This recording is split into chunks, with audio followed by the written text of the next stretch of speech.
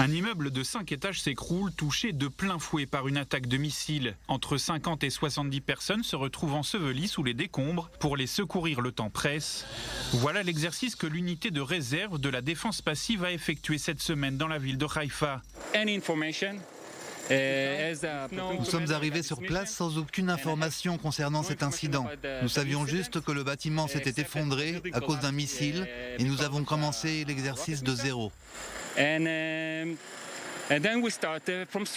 Cette unité, entièrement composée de soldats réservistes, est l'une des plus chevronnées d'Israël et peut-être même du monde entier.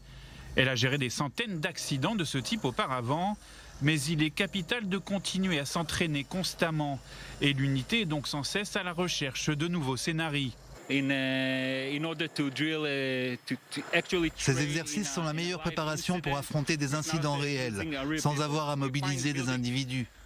Nous trouvons des immeubles qui doivent être rénovés et qui vont bientôt être détruits. Et nous les démolissons en utilisant parfois du matériel très lourd. Il y a près de 2 ans, cette unité a été reconnue comme étant assez qualifiée pour rejoindre une équipe internationale d'élite composée d'unités similaires. Cette intégration a été un événement majeur pour une unité constamment appelée pour intervenir à l'étranger lors des plus grandes catastrophes. Nous avons acquis beaucoup d'expérience concernant les opérations de sauvetage, la communication, les protocoles et les méthodes de travail. C'est comme ça que nous nous sommes forgés une expérience et une expertise solide, parce que nous parlions le même langage que les autres unités. Cette semaine, l'entraînement s'est déroulé avec l'aide d'une nouvelle technologie qui aide l'unité à localiser les survivants coincés sous les décombres. Une nouvelle application développée par la défense passive qui combine une vue aérienne du site détruit avec des photos de la zone prise avant l'accident. Nous pouvons creuser partout, mais pour secourir les gens aussi vite que possible, nous avons besoin d'avoir toutes les informations et de creuser exactement là où les victimes peuvent se trouver.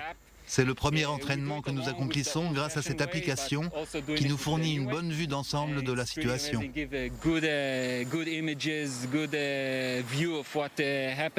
Aujourd'hui, ce n'est qu'un exercice, mais moins de 50 km plus au nord se trouve la frontière libanaise et juste derrière le Hezbollah et ses 130 000 roquettes, toutes pointées en direction d'Israël.